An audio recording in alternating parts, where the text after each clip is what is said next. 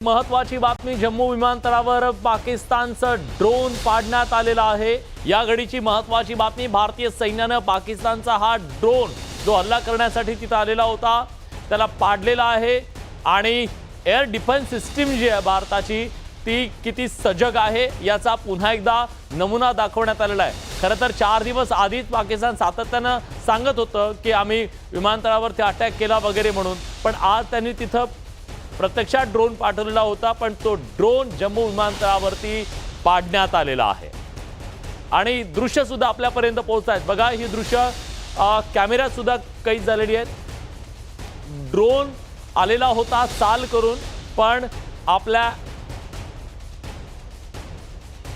रडारवर ते नोंदवलं गेलं आणि त्यानंतर लगेच त्याला तिथं पाडण्यात सुद्धा यश आलेलं आहे आणि हा ड्रोनचा खात्मा तिथं झालेला आहे। हे दृश्य आपल्यापर्यंत थेट पोहोचतात। भारतीय सैन्यानं ही कामगिरी बजावलेली आहे। जम्मू विमानतळावरती पाकिस्तानचा हा ड्रोन पाडण्यात आलेला आहे।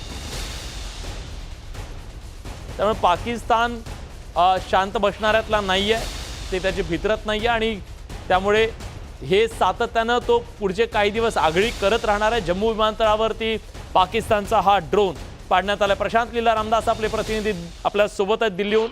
प्रशांत, अतिशय मोठी बातमी असं म्हणावं लागेल, या घडीची सगळ्यात मोठी बातमी म्हणावं लागेल। जम्मूच्या विमानतळावरती ड्रोन पडलेला आहे।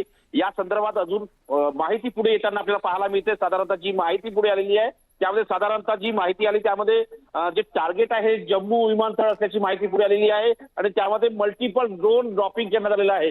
मल्टिपल ड्रोन जे आहे ते ड्रोन जम्मू विमानतळाच्या जवळ पडलेले असल्याची माहिती मिळाली आहे। पाकिस्तानच्या दिशेतून हे ड्रोन आल्याची माहिती पुढे आलेली आहे।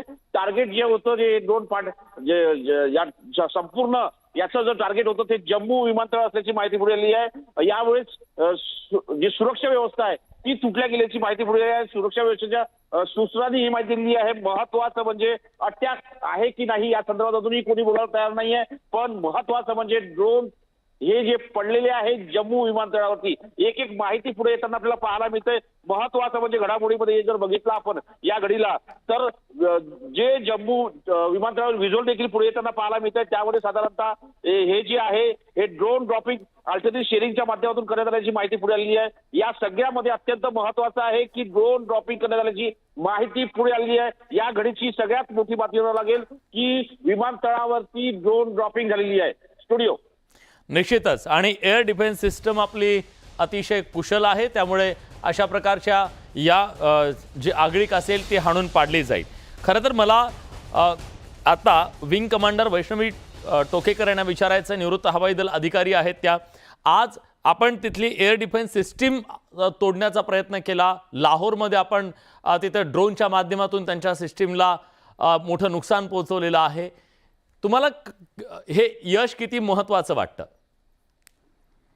Air defence system HQ-9 especially त्यांचं नेस्तनाबूत करणं ही एक खूप मोठी म्हणजे होती, कारण त्यांचं इसेन्शियली एअरफोर्सची जी त्यांची जी प्लस पॉइंट आहे तो त्यांचा AD सिस्टम्स आहेत आणि लाहोर हे आपल्या IB पासूनही इतकं जवळचं शहर आहे किंवा त्यांच्या दृष्टीनेही ते एक खूप महत्वाचं शहर आहे। तिथलं त्या नेस्तनाबूत केल्याने त्यांचा एकतर मॉरली त्यांचं खूपच खच्चीकरण झालेलं असणार आहे आणि प्लस ॲसेट वाईजही एकतर त्यांच्याकडे स्वतःच असं कुठलीही सिस्टम नाहीये, हे सगळं चायनीज त्यांनी घेतलेलं आहे। आणि त्याच्यातनं पुन्हा एक नवीन AD सिस्टम करणं हे खूप अवघड आहे त्यांच्यासाठी। त्यांची आपण फायनान्शियल केपेबिलिटी जरी पाहिली तरी हा खूप मोठा धक्का असणार आहे त्यांच्यासाठी। एक अतिशय त्यांचं मॉरल खच्चीकरण झालेलं असणार आहे। त्यांना ह्याच्यातून पुन्हा रिकव्हर होऊन पुन्हा लाहोरसाठी काही करणं हे खूप अवघड असणार आहे। निश्चितच। आणि शैलेंद्र देवळाणकर सर आता आपल्या सोबत आहेत। शैलेंद्र सर, दिवसभर खरं तर या मुद्द्याची चर्चा होतीये की चायनानं त्यांना फसवलं का? खरं तर चायनीज मालावर खूप कोणी विश्वास ठेवत नाही भारतामध्ये तर, पण हा चायनीज माल जो आहे तो कमी किमतीमध्ये त्यांनी ही एअर डिफेन्स सिस्टीम त्यांना दिलेली होती, जी की 400च्या ह्याच्यावरतीच आधारित ती होती रशियाच्या, पण आज ती किती कुचकामी आहे हे स्पष्ट झालेलं आहे। एवढे मिसाईल आदळत होते सगळ्या पाकिस्तानवर आपले या ऑपरेशनच्या अंतर्गत, ते नाही करू शकले त्याला डिटेक्ट। विलाजी, तुम्ही काही गोष्टी प्रामुख्याने लक्षात ठेवणं गरजेचं आहे। जर आपण तुलना जर थोडीशी भारत आणि चीन यांच्या दरम्यानची केली तर तुम्हाला काही गोष्टी स्पष्टपणे दिसतील. बघा 1962च्या युद्धामध्ये जरी चीनला काही प्रमाणामध्ये यश प्राप्त झालेलं असलं हम्म. तरी हे लक्षात ठेवणं गरजेचं आहे की 1962 मध्ये जी सेना लढली चीनकडनं ती माओ त्से तुंगची लाल सेना होती. ते स्पिरिटेड होते. त्यांनी आता जे चीनचे सगळे तुम्ही बघत असाल लष्करी हे त्यांना त्या स्वरूपाचं स्पिरिट हे त्या लष्करी अधिकाऱ्यांमध्ये राहिलं नाहीये. दुसरं असं आहे की आपण सातत्याने युद्धजन्य परिस्थितीमध्ये आहोत. आपलं सैन्य युद्धजन्य परिस्थितीमध्ये आहे. गेल्या 3 दशकांपासून आपण सातत्याने दहशतवादाचा सामना करतो आहे. हे एक प्रकारचं कंटिन्युइंग वॉर आहे. हे आपण सारखं खेळतो. त्यामुळे आपले जे सगळे आयुध आहेत, आपले सैनिक आहेत, ते सातत्याने त्या स्टेट ऑफ वॉर मध्ये आहेत. चायनाने शेवटचं युद्ध कधी खेळलं हो? चायनाने शेवटचं युद्ध 1979ला व्हिएतनामच्या विरुद्ध चायना लढला.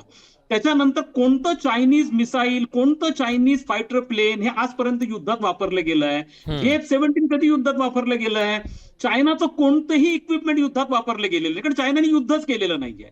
भारताकडे ज्या गोष्टी आहेत चार्जर सुद्धा वापरण्याच्या लायकीचा नसतो काय नाहीये. हा अहो विलासजी, मी तुम्हाला आता रफेल घ्या. आपण रफेल घेतलेलं, रफेलचा वापर, रफेल हे टेस्टेड आहे. रफेलचा वापर फ्रान्स जेव्हा नॅटोचा मेंबर आहे, नॅटोनी रफेलचा वापर हा आयसिसच्या विरुद्ध सिरियामध्ये केला होता.